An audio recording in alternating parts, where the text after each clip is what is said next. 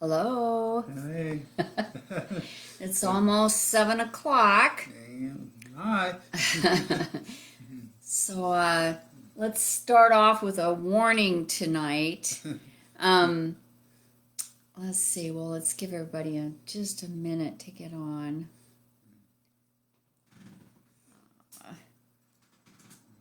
Happy day after 4th of July. Yeah. And because of that, here's the warning. If there are any lingering fireworks tonight, you're going to hear a lot of barking. And Poor puppy dog. yeah, he's had a real rough time, and the three of us haven't had much sleep in the last 2 nights because he's really tormented by it. So I don't know. We'll just wing it. If he starts barking, I apologize ahead of time. But we haven't heard anything in quite a while, so we should be safe tonight. We're We should hoping be. so. Yes.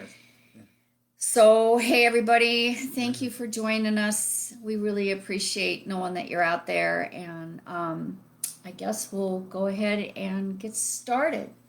Well, we're going to just start it just like that. Okay. Yeah. We're going to be reading from our book, In Spite of Us, a love story about second chances. We're going to be reading chapters 23 and 24.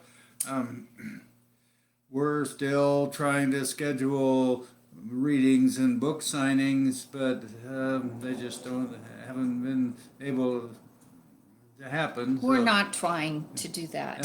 Yeah. Yeah, no, we're waiting. Yeah, we're waiting. Yeah. And But our book's available. Amazon, Barnes and Noble, any bookstore can order it for you. Or you can go to our local library and check it out. And we're also going to have not this week, but next week, or when we have enough people that share on Facebook or YouTube that they were watching or whatever our reading, there will win a copy of this book, Chicken Soup for the Soul, 101 Feel-Good Stories. Laughter is the best medicine. And my favorite author, Miss Deb Palmer, has a very funny story in here. so I kind of have to be his favorite author, right? No. He's my biggest fan. Yeah, okay. And before we get started with Deb reading her chapter, I will read one of our reviews. This was a Goodreads review by somebody named Harper. In Spite of Us is a sweet story about redemption. I'm really glad I had the privilege to read it. Sandy and Deb's story isn't a normal, perfect relationship you read about, but an honest and real one. The authors did a beautiful job with the writing. I loved their writing. It fit very well with Sandy and Deb's story. It was so sweet to see how they overcame their problems, and the ending was perfect in my opinion. In Spite of Us is a beautiful story about love, redemption, and second chances. Okay, those reviews really bless us, I tell you. It's really nice. And I see Pam's out there. It's nice for you to let us know that you're on and who you are so we can say hello. Anyway, okay, so like Sandy said, we're going to be reading from chapter 23 and 24 tonight.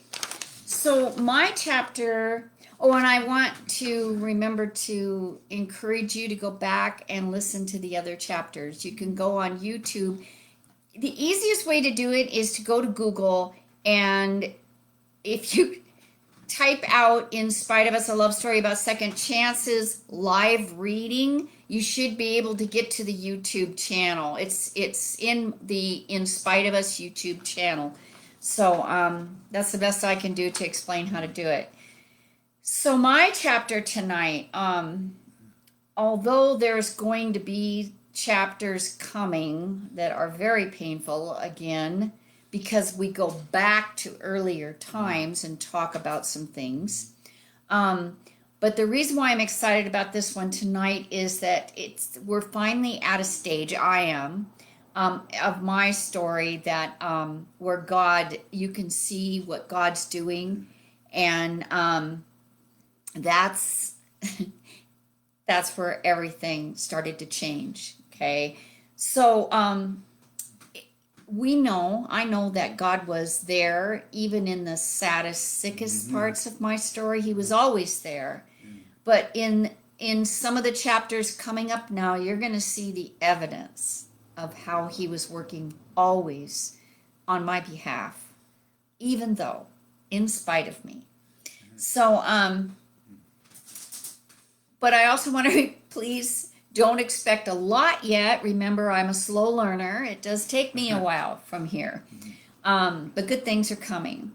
And so from here on, you'll see God opening my eyes, lovingly convicting me of wrongs as he whispers secrets in my ear that he planted for me to find a long, long time ago.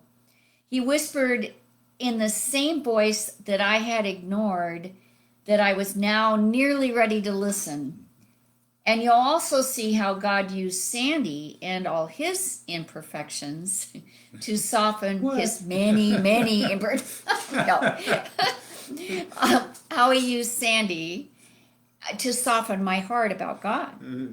And what I know now that I didn't know then is that for some rather stubborn people like myself. Stubborn, red hair, stubborn. For stubborn people like me, you have to need God before you can hear his voice in your heart. And at least that's how it worked for me. So, without further ado, chapter 23, what do I need to do? You did what? I volunteered us to sit on a panel for my marriage and relationship class. But why? Do you need the extra credit? No, I think the students can learn from us. We have a great relationship. Sandy, what were you thinking? In case you've forgotten, we're not exactly characters out of a 1950s sitcom. Are we going to sit there and lie? No, just answer truthfully. The day of the panel. We're scheduled to be stoned second to last. I listen as perky teens speak of undying love, the kind that would send a Cupid running, tossing bow and arrow, choking and puking in the bushes. All three couples share of first love, forever love, only love, and none have lived away from home nor held a job. Oh, wait, I forgot. The 18-year-old philosophy major has babysat her entire life since she was 16. And Michael, her lifetime beau, works on cars with his Uncle Simon. They also agreed to a list of never would's, like never would divorce, never would argue, and a never ever would cheat on their spouse. Upon graduation, they'll marry and become marriage counselors, teaching others from a pool of lifetime wisdom summed up in the song lyrics, "Don't worry, be happy." Too late to bail, I take my seat in front of the class next to Sandy. The professor introduces us, unaware the party just switched from pablum to gin. Sandy shares tidbits of divorce, shacking up, and general drunken mayhem. I watch the student's manner change from safe and bored to uneasy and interested. The prepared list of questions lay abandoned on their desks while Sandy feeds them AA slogans like a zookeeper tossing slabs of meat to the lions. They appear content, gnawing at his bones of infidelity, lies, and arrests. I can see by the looks of pity sent my way that they've concluded I'm a victim in this story. I'm good with that. I'll just sit here looking meek and clueless like any saintly codependent partner would. It works until some curly blonde, probably named Buffy, calls me out from my place. What about you? Why did your first marriage end? Were you abused? I had two choices: slump and cower, telling them what they want to hear, a story painting my ex-husband as a monster who beat me daily with a big stick, or hike my skirt up and tell them the truth. No, my husband was not abusive. Why then did you divorce? You have children, right? I had an affair. She looked like Bambi when Mommy dear took a bullet between the eyes and dropped dead. I look over at Sandy, hoping he sees they're reaching for stones in their pockets and we need to flee for our lives. He returns my look with kind brown eyes, encouraging me to continue. I single-handedly destroyed my marriage with no good reason. I had the affair because I wanted out of a dead marriage. I wanted to feel loved, experience passion. Like wedding rice, whys came at me from all corners of the room. Unable to think, I confessed details I would have chosen to conceal if given a moment of thought. Yes, the man I had an affair with was also married. The room stilled until a gangly guy in a basketball jersey spoke up. Did you ever think about the lives you were destroying? Hearing this sent me into a state of hyper-awareness. With astute clarity, I could see and feel their broken hearts and dreams. Through eyes resembling my children, I saw myself, the cause of every broken home in human form, the woman responsible for hurting their parents, neighbors, friends, innocent children, and helpless animals, the wicked woman from their favorite television soap opera, the one everyone loves to hate, here in the flesh. I was needy and confused. I don't condone my actions. He groomed me for a year. He said every word I needed to hear. The guy in the jersey forces a ceasefire on me, aligning Sandy in his crosshairs for his final question. If you both have a history of infidelity, how will you ever trust each other? I trust Deb with all my heart, soul, and strength. Those words may have saved Sandy's life. With no time for the last couple to restore life as it should be, the professor calls off the stoning, asking if we might come back for a second session that he could record. No, thank you. We drive the canyon road home from Ellensburg, stopping to talk under an oak tree, the Yakima River skimming over the silky rocks. Drained from the interrogation, Sandy is ripe to speak openly on the wounds, now open and scathing. I ask questions I've asked before, but now they come with answers. He talks about his brother Jim, the one killed in a drunken car accident at age 16. The brother who relentlessly forced little brother Sandy to the ground, knees on chest, punching, ignoring pleas of, "Get off, I can't breathe." I learned it was a well intended remark by an aunt that slammed the door shut on his childhood faith. Standing over Jim's casket, she turned to 12-year-old Sandy, saying, "Don't worry, Jim's sins are forgiven. He's going to heaven. We had a priest summoned, and he was baptized." Turning away from me, gazing over the rolling river, he confesses, Some priest sprinkles water on his head, and now everything's okay? No. That's when I decided God and religion were man-made. Flipping through the Palmer family albums, I had wondered why he never smiled. The old black and white snapshots with the angry little boy. The photos didn't match the man I know with the gentle soul and love of God. What got you back believing? Was it AA?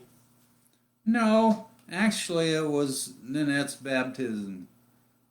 Barney, aka Bonnie, dragged me to classes at the Lutheran church she attended. I guess after a while my mind opened back up and I let God back in. I admit attraction to the God he speaks of, a God whose name mentioned transforms angry little boys from dark to light. I wish I had what it takes to believe all the malarkey, but I don't. I don't need a church. Oh, I don't need a crutch. Thank you. I can take care of myself.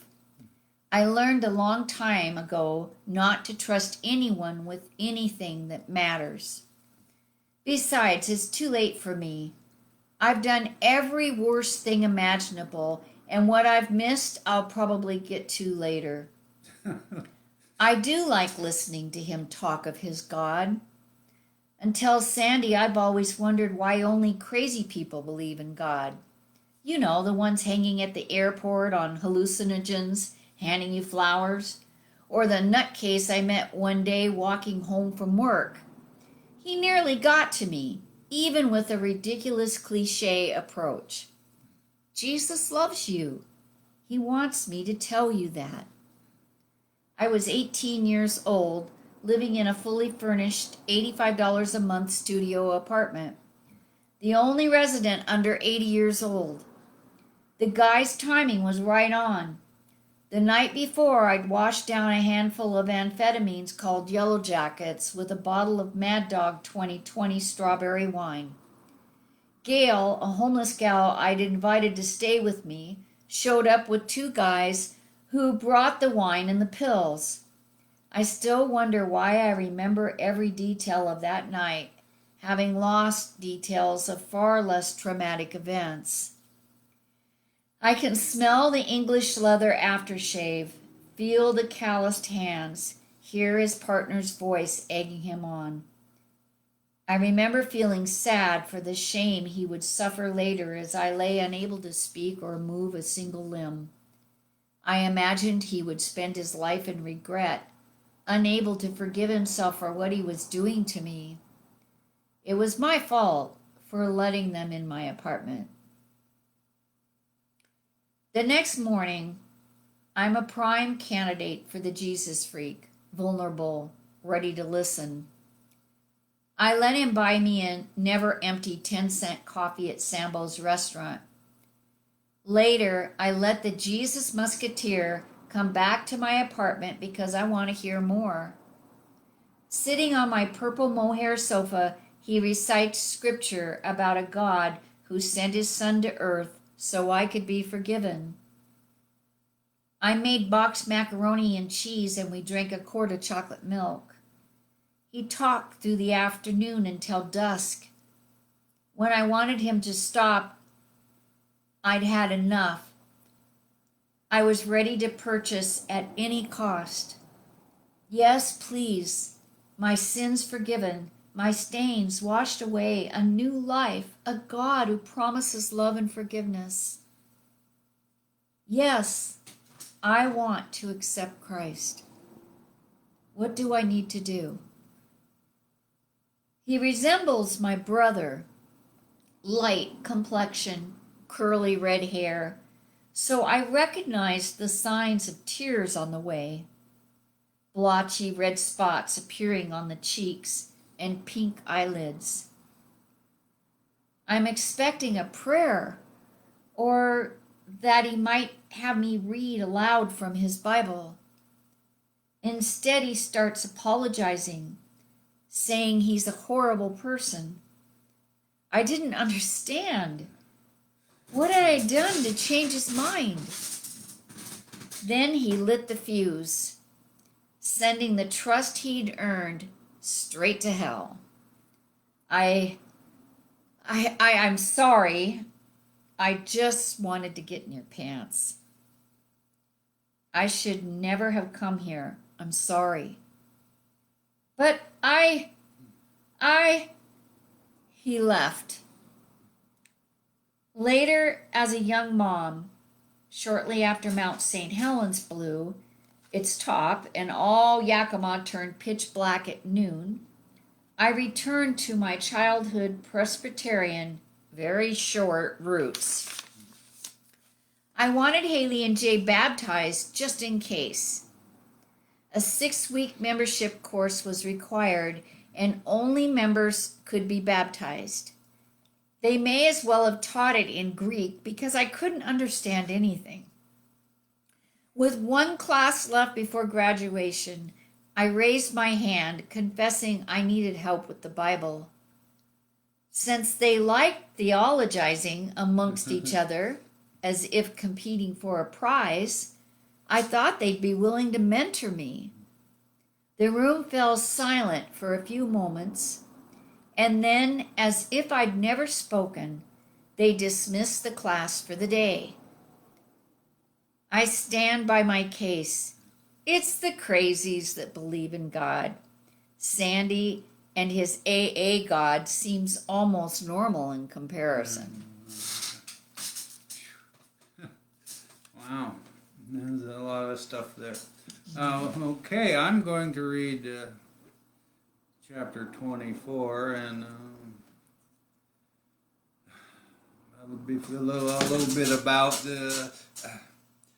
I can look back at my life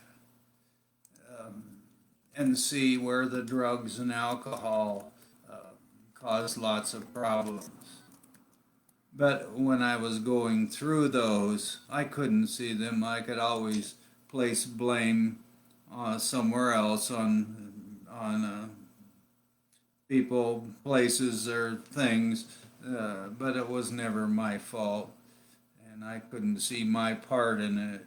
But like I said, looking back, the drugs and alcohol and the disease of alcoholism,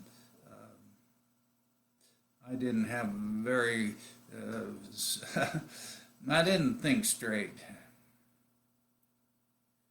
And when I did get sober and my life turned around and things looked so much better, and it looks like that I was going where I wanted to go, and I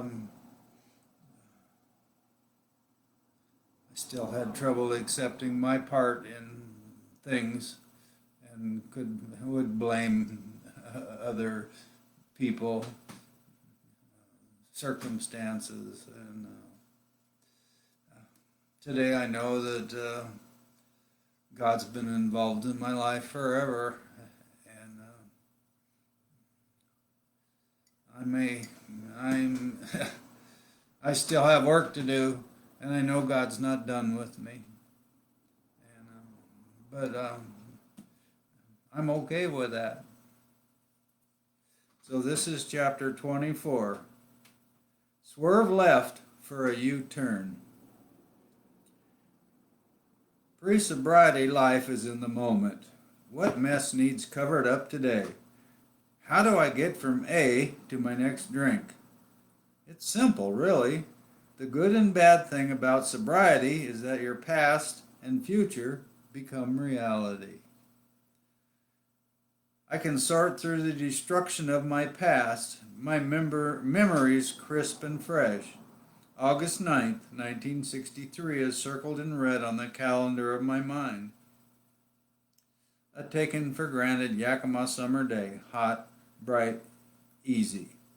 I'm hanging at the park with friends shooting the bull around a picnic table. It's mid-morning and I've loads of preteen energy to burn. My friend Chet's silver bicycle leans on a tree, begging for a try. Snagging the shiny beauty, I take it for a spin down Lincoln Avenue. It's one of those moments we think about later as grown-ups, wishing we'd cherished instead of presuming all our days would be jazzed with energy, free to pedal away. I swerve left for a U-turn. There's a blip of a man standing over me, then nothing. I awake, seeing the horror of my triple-sized head in my mother's eyes. Barely a year after losing her eldest son in the same hospital. Face held in both hands, swaying, she looks like a puppet, sustained by strings. My head feels like it's been hammered on, but that pain is nothing compared to what I felt hearing the doctor say. No football or basketball for at least a year, young man. He blabs on about brain concussions, then adds lightly, maybe next spring you can play baseball. He acted like he was suggesting I give up ketchup or mayo, not the very reason I jump out of bed every day. He didn't know squat. I wasn't just playing around, I was serious. The next Brooks Robinson, a future all-star. I knew it, my coaches knew it, everyone but the stupid doctor knew it. I obey the doctor's order to remain in bed, my only hope that the maybe baseball will turn yes in the spring. I consume Mad magazines, Casper the Friendly Ghost comics, and Dad's Playboys until the first day of school finally arrives. I come from a shoddy family on the other side of the tracks with a built-in badass reputation handed down by my brother Jim. The teachers hate my guts, expecting me to fit into their preconceived box of bad boy. I met some of their criteria, being known for fighting and smart-mouthing teachers. But unlike Jim, I score A's and B's and had coaches lusting after my natural athletic abilities. Without sports occupying mind and body, I focused on girls. They've always been there, but now it's like they're backlit, impossible to ignore, beaming with boobs and pink lipstick. With no before and after school sports, I hang out in the alley with ninth graders, smoking Lucky Strikes, stolen from Dad's stash. It was a year of dangerous first, a kiss, a cop feel, a beer, and the almighty shot of whiskey. My introduction to beer came on New Year's Eve at Aunt Joyce's house while eating true Italian pizza, masterfully made by the wife of a real Italian. I copied my older, by 3 years, cousin Jeannie, sneaking sips from neglected bottles. I suspect they knew of our mischief, pretending to be blind so we could have our fun. Soon Jeannie snagged us our own bottles, and by the time the adults moved the party to the house next door, she was giggling at her protege's slurred attempts at speech. Dragging a red metal stool over to the fridge, she climbs up, reaching the cupboard above, pulling out a bottle of Jim Beam. I knew the name, but had no idea that we'd become best friends, and later, the worst of enemies. Wanting to earn back some respect for slurring my words, I lined up shot glasses like a bartender, only to slop it all over the table, giving Jeannie more laughs. We toasted the new year, clicking shots, slamming the liquid to the back of our throats like a pair of sailors. My new best friend, Jim, warmed my innards, tingling, soothing over me like a shower of divinity. I wanted more. 3 shots later, Jeannie held my head as I involuntarily gave up Jim to the porcelain bowl. The rest of the night I spent in humiliation, laying on the sofa, head in Jeannie's lap, a helpless kid. After that night, I visited Jim along with other liquid comrades as often as an 8th grade lifestyle allowed. I kept the honor roll status and won the election for student body president to prove I'm not the bum from a loser family the teachers made me out to be. It really gets them that a smart-mouthed, disrespectful kid pulls good grades without much effort, and worse yet, is popular with all the students no matter what their social status. When spring came, the doctor released me to play baseball, ordering the helmet stay on at all times. Hey, I didn't care. I would have worn a tutu to get back in the game. I was devastated to find my star quality had dimmed. My natural athletic abilities that once oozed from my pores as easy as sweat had become a challenge. That fall, they gave my starting quarterback position away, leaving me to fight hard to gain a spot as center. I blamed the accident for destroying my childhood dreams, but looking back, my buddy Jim Beam helped drown my abilities. Before long, interest in sports and academics sank into an ocean of booze.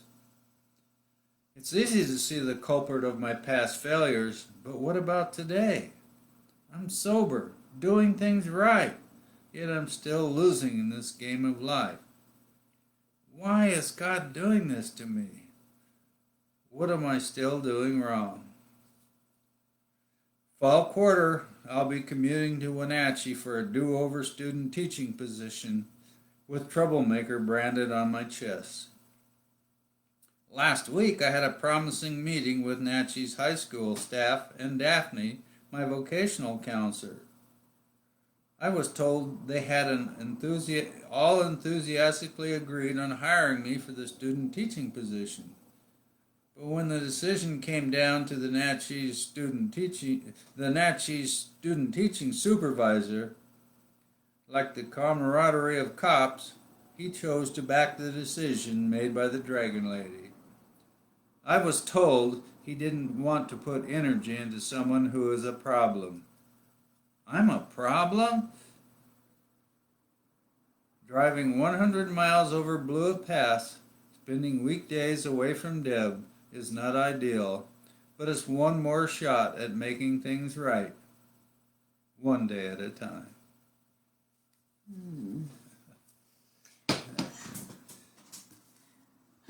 So that's our chapters for this evening. Remember, you can buy the book, Amazon, Barnes & Noble, Target, any bookstore can order it for you if they don't have it, and we're going to be here every Sunday at 7 p.m. Mm-hmm.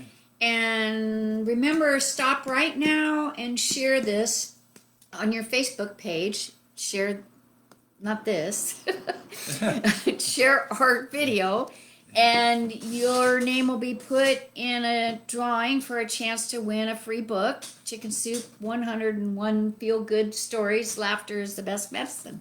Yeah. So we appreciate you being there, Yeah, and we'll thanks. see you next week. Thank you.